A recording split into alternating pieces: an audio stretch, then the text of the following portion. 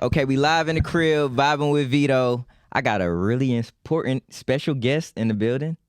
Taking time out of her busy schedule to come vibe with the boy. Sure, always. I Look appreciate at me hitting the mic. It's all good. It's all good. Introduce yourself. My name is Diana Schweinbeck from Atlanta, based in LA now. I've known Veto for a very long time. Facts. And his older brother is my boy, Hefty. Facts. Y'all go get y'all tattoos too. Yes. Hefty don't hurt. Hefty don't hurt. Facts. But yeah, that's me. Man, I appreciate you for coming through. Sure. So you were in the city, you were just vibing out and stuff like that. I see you were with ATL Top 22 as well. Yeah, yesterday I did the ATL Top 20 podcast, but I actually came in town for T.I.'s 20th year anniversary of trap music. Man, that was We had big. a fire event on Tuesday night. So did you like kind of curate the event too I as did. well? That's dope. I mean, we had a lot of helping hands, but where I work, we have his catalog. So Okay. very hands-on, been putting this together for a long time. For sure. It went great. I was super excited. So, It was a lot of people in the building Yeah. too as well. very selective guests, but everything worked out. Like everything worked out. It looked amazing. So for the people that don't know who you are and who you work for, can you explain that too as well and tell the people? Yeah, so I am director of marketing at Cinq Music, which is a distribution company based in Los Angeles, primarily known in the Latin space. So very different for me, coming from Atlanta and working primarily rap and R&B, which I still do over there. But yeah, also management, event planning. Facts. Branding, exposure services, anything you need, we're gonna get it done. Just all in house. So That's dope. yeah, but corporate wise, I work at Cinq Music. That's hard. So you started off managing first, right? Yes. And then how did you get into that space too as well? Or was it something like an opportunity that just came to you, or? Well, even with that, even before I started managing, like I worked with MMI with LA. I remember that. Yeah, so that in, was like in my phone it says Diana MMI. Wow, Diana making moves. That was my first email in the industry. Right. Diana making moves. I don't have it anymore. So. Right. Right. But no, that was like my first it was a girl named Drika that lived in my building, Drika Glenn, which was at the trap museum or the trap music event with me. But For sure. She was like, come work over here and just like learn it. So I did that, and then I started working with Miss River City back in the day. I remember. With, her. Shout out River City. Yeah, her listening, and she's still doing her thing. Hell She's based yeah. in Florida. So I was doing listening parties, and then back then it was I don't know if you remember Rapstar Promo. It was like a big like marketing promo company online. So then I started working with him. So I pretty much reached out to like every different, I guess I'll say like department in the industry and just learn like what they did, and I applied it and I created a company. In the midst of doing all that, of course, like building all these like amazing relationships. Facts. Where I had my first artist, his name was Jihad, told me like, hey, like you have all these amazing relationships, you're in school for business, like put 2 and 2 together and like create a company and apply it. And I was like, you know what? I'm going to do that. And I was still working like a corporate job, 9 to 5. I was doing accounting for like 10 years.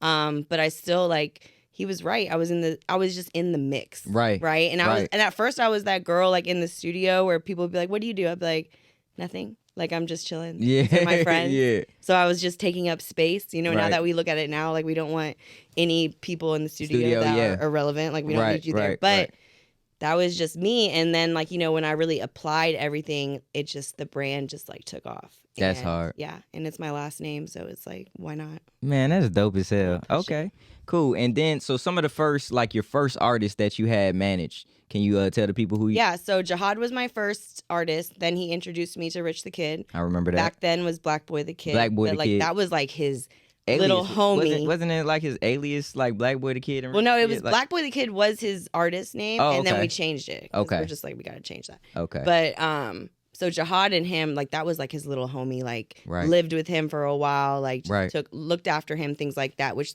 I think now Jihad is signed to Rich's label. That's hard. Yeah, and he has a different name too, and I always like butcher it, so I'm not even gonna do that. Right. But regardless, so then after that, I worked with still work Sayari the Kid. No longer work with Rich or Jihad. Sayari I still work with. Damar Jackson, Pacquiao, and Squalor. Those are like my 4 artists right now. Shout out to everybody that she just named too as well. Yeah, all of them in the building right now. All of them are amazing, man. Real talk. I just saw that Sayari the Kid presented you with a plaque. He did. That's dope. Like, so how does that feel like to like reap the benefits of all the hard work that you and your artists be putting in? No, I love that. And I'm not that kind of person where I'm like, praise me, appreciate me, like, I don't need that. But when you hear it, like that's a great thing to hear. Right. That's even like if you're doing a good job at something and someone's like, damn, you're doing your thing, like keep going. Like that's just like that encouragement you need. Facts. And Sai, like me and him have been working together since like 2014. So that's a long journey. Yeah, like almost 10 years now. Like it'll be 10 years. And, you know, we've grown a lot with each other. Right. We've learned so much. We made a lot of money together. We lost a lot of money together. Facts. So, like, to be able to, like, be appreciative still of, like, all the things that we've done in the past. Like, he won't get a plaque if it doesn't have my name on it. Facts. And I might not have anything to do with that record. Like, these are records that, like, production-wise, sample-wise, that he was able to get done with his music, but we're still a team. So at the end of the day, it's like what he gets, I get. What I get, he gets. Like, how important is that? Like in terms of like to have a team. You get what I'm saying? Like how important is structure with an artist and like you know when you guys have a certain goal and getting that job done? It's amazing to have a team because that's probably the hardest thing. Facts. Like before even getting on is like having the right people around you and like people that don't have alternate motives or are trying to do something. It's so hard to find like and I still people. Don't have a huge team. I have like even how you mentioned, like I'm very selective who I work with, who I'm around. Like even if like we're friends, like I might see you out, we'll say what's up, but we don't hang out. You don't know my parents. You don't know my family. You haven't been to my house. It's like, it's just different things. And, you know, that's something that I always am so grateful for is to have the right people around you. Absolutely. To be able to grow with them and just like not have to worry about any shady shit or like anything like that. That's like the biggest thing. Because this industry is not for the weak. I was gonna say, talk about it. Like this is like a cutthroat industry, but you gotta really have tough skin to 100%. to persevere in anything in this industry. You know what I mean? If you're an artist, exec, whatever, producer, you gotta have tough ass skin. You do. This shit is crazy. And especially for me, like I said, like when I started, like I have a college degree. I could have gone back to accounting, but that like wasn't my passion. Right. So I always tell people like, and it sounds crazy, like I don't need anybody in this industry. I really don't. But I love it and I want to be a part of it and I believe in so many different people and I want to help them. Like, and even if it's something that, you know, I might have to sacrifice a lot of things to get them to where they need to be, but when we finally get there, like we did it together. Like that's awesome. And that's like a story to tell that I want to be a part of. Like I don't want to sit behind a desk every day and just like hate my job. Right. I'd rather, you know, we got to try some things out. Yeah. How scary was it to take that leap of faith?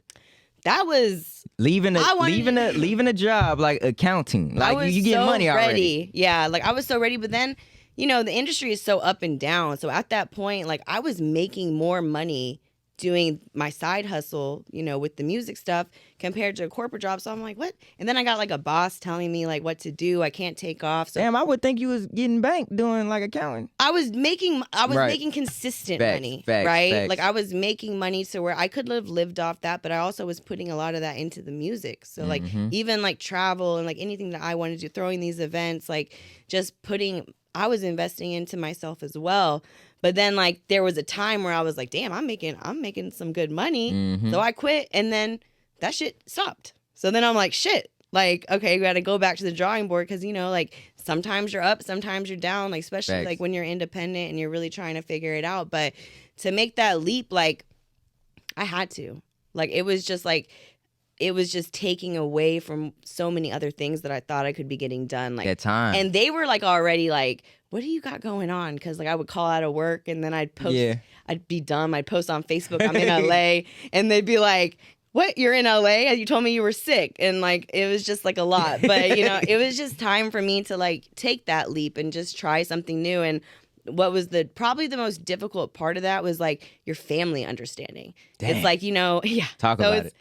It's like, because I have a very like, okay, we're going to go to school, we're going to graduate high school, we're going to go to college, we're going to get a job. Like that's sound like my damn grandma. Yeah, that's what I'm saying. So it's like, and that's just grandma how I grew up. But so to have, you know, a child that's like, listen, I'm about to quit my job. I'm about to have no benefits. I have to figure this out. I'm traveling from here. I'm living in the city of Atlanta on Auburn Avenue. Like I'm from Alpharetta. Like, you know, it's just... It's different, but now I really feel like they're not 100% like, okay, but they know what cool. you're doing. They know what you're doing. But like they the have fact to see it. They now. have to. And even it's funny, like I'll come in town, my dad will be like, I was in an Uber and like they saw my name and like they mentioned you, or I'll go rent a car, like, because you're not gonna meet a lot of Schweinbecks. Like if you are, I'm related to them. Damn. So there's only like a handful of us. So right. And I know that like they like that. My dad, like that's cool to him. Yeah, like that's like, oh yeah, that's my daughter. Yeah, you know what I mean? That's hard. So it's cool, but like I'm still I won't even say I'm on. I'm not where I want to be yet. Right. And I'm also young still, so it's like I'm gonna get there, but it's still like I'm still in the same. You hard on yourself.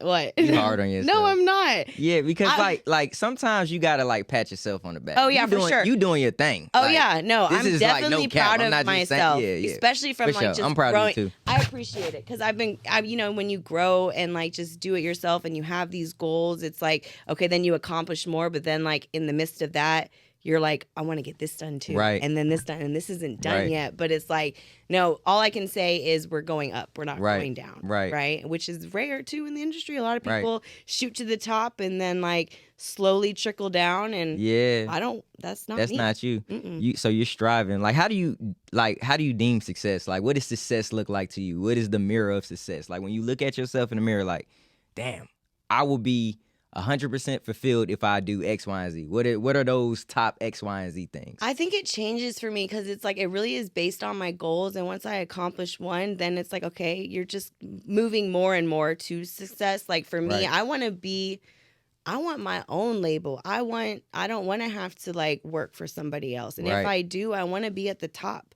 Like and that's cool with me too, but the thing about me, I'm willing to work there. Like I was willing, even when I got my first corporate job, like I was like, I'll be an admin assistant. I will start there and I will make my way to the top. And that's still my goal. Like I've been at Cinq now for a little bit over 4 years, and the impact that I have on that company and the praise that I hear from the people, like that's the kind of things I want to hear. Like and I see growth there, and I see myself the next 5 years, it'll be a completely different story, but I'm still willing to like work towards it. So yeah, for me, it's just like as the goals come about and as I accomplish some, or even the long-term goals, like making sure I get that done, like that's success for me. And in the people around me too, like when my artists succeed, like that's success for me. So it might not just be me personally, but if I see like Squall is on the college tour, when I'm doing the media. I call myself media and manager at the shows because I have a camera.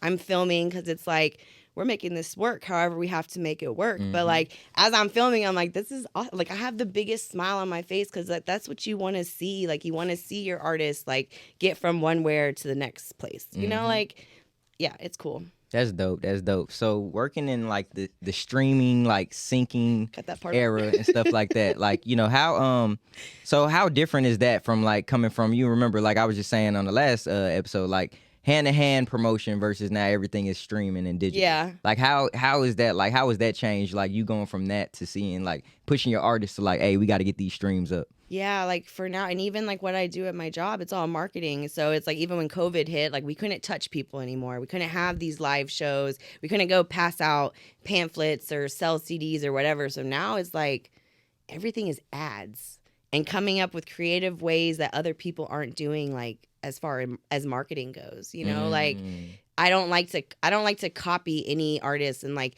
the way that they put their music out or things like that. But there are some things that like you have to do now. Like you have to run ads on TikTok. You have to run ads on Facebook, on Instagram, just to get your content to where it needs to be seen. Because if not, it's like COVID changed everything.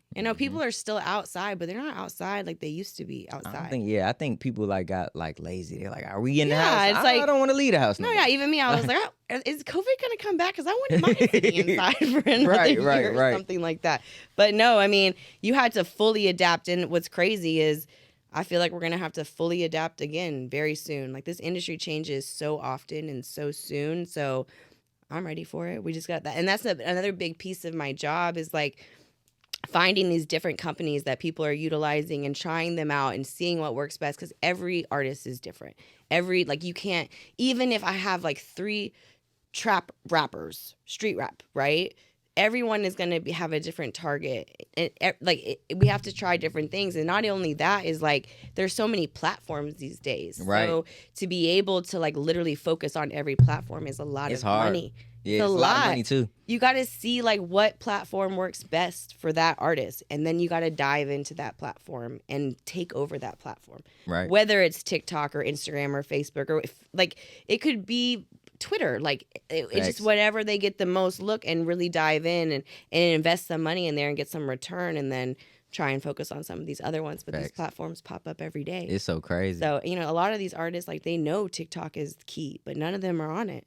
TikTok. I'm not on TikTok. Yeah. I am not on TikTok. I couldn't do a TikTok, but I'm not an artist. But regardless, I know there's ways to get your content where it needs to be on TikTok. So let's stay right there, right? Okay. All right. So if an artist is just getting started, right? They only have $500 to their name. Okay. In terms of, like you said, running ads and shit like that, like what will be if you had to just consult with them and like, hey, you don't have to manage them. But if you're saying, hey, you know them, hey, I have $500. What do I use this $500 to do to get me a little something? That's not a big budget. It's not. But it's something, right? So for 500, one, it'd also go back to like what platform they succeed most at that point. So say it is Instagram and Facebook, I would try a test for 250. And I would look on your, you know, your Spotify analytics, your Apple analytics, and target those locations and see if that 250 made an impact on your streams, right? Because I would target it, whether it would be like maybe they just put out a music video, because it all depends. Like it just depends on what the artist has going on. So say they just released a song, I'd probably target it to Spotify or Apple. Again, which platform they get the most like streams on, right? Yeah, and love and playlists and things like that if they get that at that point. But I'd try half the budget. And then if I see that working well, I'd enhance the budget. Use the other 250 towards that too. But like 500 is very low. That's so very minimal, yeah. But that would be a good $500. That would be a good start for an ad campaign, right? But I will say, but I wouldn't put it all at once. I would test out. Yeah, because even if say that first 250 you got to do it again. You got to keep on doing it. You got to try other locations. Yeah, you got to go try another platform. Damn. So all right. So like all right, being that you're on the management side, like, how much do you think a person will really need to get like a song or get themselves popping? Your honest answer. I don't care if you say $1 million. What would they need to get popping? I think, in minimum, I'm not saying this is what you need 100%. You could probably do it for less, but I think if you had a $250,000 budget, Jesus Christ, yeah, to really put behind a single, because that would also include radio, right? Because they have to remember radio is very expensive. And that's if you want to go to radio. You can definitely do it cheaper. But if you really want to make an impact, you can't do $10,000, $20,000, $30,000. Like that's not going to do it. Like, because you literally have, like, as I said, like how expensive it is to focus on all the platforms. If you wanted to break a song, you have to focus on all the platforms. 250. 250 would be ideal. And that would include like your video if you wanted a feature. Like you got to look at that as like, okay, this is like good campaign and break it down. Could you do it for less? Yes. But I would just say that number, like to be honest. Whew, 250. Yeah. I'm sweating over here. It's getting hot. No, but there's artists that literally will put out a song and not put anything behind it, and they might get a couple like of the right TikTok influencers and put that out, and that song is gonna go, and they're gonna start getting shows, and that money's gonna come in. Then they can invest that money back into the single. It's so crazy. Like it can go either way. Like it's crazy. I mean, because sometimes you look at it like, damn, that artist got on so quick. But it's like, we don't really know what went down behind the scenes. Right. We don't know whose hands are in what pot. Like, we don't know. Right. Damn. So I can never say like, oh, someone just came out of nowhere and had a hit record. Like, no, that doesn't just happen because there's people involved already. Right. There's someone already that has some kind of plan. But of course, there are some that like just try it. I'm going to just throw it out. Yeah. And see. I mean, and look at Russ. Like, Russ was literally just putting out a song every Friday until people were just on SoundCloud too. So that's like such a big network of people that like I was on SoundCloud before like really streaming took off. I was using SoundCloud. If I wanted to play a song in my car, SoundCloud.com, like search the profile. Like that's what I what I grew up to. Mm-hmm. So, I mean, it's just, like I said, the industry know. changes so much. Things change so much. It's like and that's why I say there's no set guidelines to break a song or break an artist because everyone is different. It's crazy. One of the biggest accolades that you've had thus far in your music career? Damn. I think it would be like, and it could be more than one. Because I know you had plenty of things that you. Yeah, it's probably though just that fact that I took that leap of faith and quit the job, and I was like, I'm not gonna lie, like right before I got that job, I was trying to figure out what the hell I was doing in this industry. Like, what did I want to do? Like, I felt like I had hit a ceiling in Atlanta, and I didn't know where to go next. And like, I remember calling. Having a call with Tunde from LVRN, and shout out to Tunde. Yeah, and he was based in LA, and he was like, "Listen, like you got to get out of Atlanta. Like you have to branch out." That was my next question. Yeah, you have to branch out. And I was like, okay. And like at this point, I'm like, okay, this sounds expensive. Like if I just move to LA and I don't have like a solidified, every 2-week payment, it's gonna be difficult for me. But I'm gonna try and do it. So I had a cousin. My cousin Kayvon had lived out there in Santa Monica, and he was like, "Listen, pack a bag, come stay on my couch. Like, just let's figure this out. Let's try and get you something." So I'm like, okay. I'm like, I moved to LA and just make another leap of faith. And I'm not gonna lie, I got that job at Cinq the next week. Which was like, man, clap it up. It was crazy.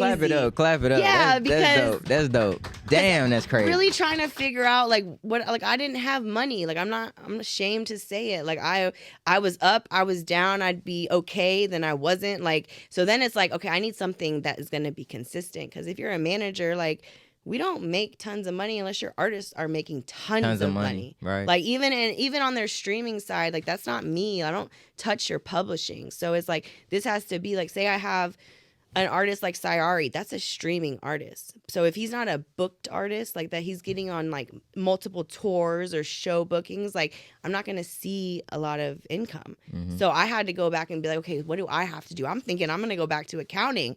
So I'm like, I don't want to do that. Like, I don't want to. So I was going to really take that leap of faith. And like in the midst of all that, Sayari had done a deal at Cinq Music for his catalog after we had done something with the Cash Money deal.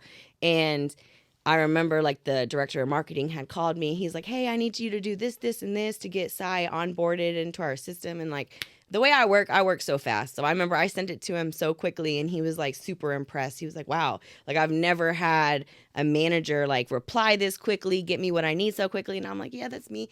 But regardless, he quit like 2 days later after. Yeah, like he quit the company. Damn. And I remember the A&R that had signed Sayari, Fatima, he was like, "You need to apply to this job." So I had applied. And I had my first interview with the president, and I remember I had a mixer, and I'm like literally getting ready from a mixer. He's like, "Oh, it's gonna be like a super quick conversation, like whatever." We're on the phone for like 2 hours, right? And I know after I got that call, I'm like, I got this fucking job, like I already know. So he called me the next day. He's like, "We want to fly you to LA, and so you can have some more interviews." I interviewed with 6 more people. I flew out the next day, interviewed with like 6 more people. So I'm like, I'm still comfortable. I'm like, this is a very long interview process, but I'm still comfortable. And then he calls me. He's like, "I'm going to send you a test." And I'm like, damn, now I got to take a test? Like, and I'm like, I'm done with school. Like, I've already, like, whatever. But it was like your question. It was like, if you had this amount of money and you had this artist that had this going on, how would you break it down? So I did that. And I remember one of the questions were like kind of confusing. I was like, because the type of test they sent me, it was an artist they really had. And he really was dropping music. But like, it was confusing because it was like as if he wasn't dropping it. So I did 2 plans. I was like, I did one if like he was this upcoming project he's about to drop, and then this one that you guys created, but whatever. I got the job. So that's dope. That's probably like my biggest accomplishment is like being able to get a corporate position in the industry. Doing something like, you love. Yeah. That's hard. Yeah, for sure. Hey man, I appreciate you taking the time out your day to come rock with me. I'm glad we got it scheduled. Like we were like back and forth. I'm like, I'm coming right back. Yeah, I mean, you stood on business. Yeah. You text me, "Hey, I'm gonna be here, X, Y, and Z," and we made it happen. So I appreciate you for real. Always, for sure. Always. Tell the people where they can find you. I know you're a very exclusive person, so they probably can't get in contact with you. Email and bio. Yeah, facts. No, Schweinbeck everywhere. Schweinbeck at Gmail. I have every Schweinbeck at Yahoo. I have every Schweinbeck. Yeah. Twitter, I need some merch Instagram. too. I know. I want one Tell of the them merch, shirts, Scott. like Tell Franco to fix with my the diamond, site. with the diamond on it. Like I need that merch. It was a gray shirt with a diamond on it. Was it blue? Like he made it. I know. You're talking about the design with the light. I need that. Okay, so I was started to do like these exclusive shirts where I would only print out a certain amount, and after they were gone, they were never coming back. So I'm gonna have to get you one. Okay, cool. Shirt. All right, I got you. Hey man, it's been another episode vibing with Veto. What? We gone.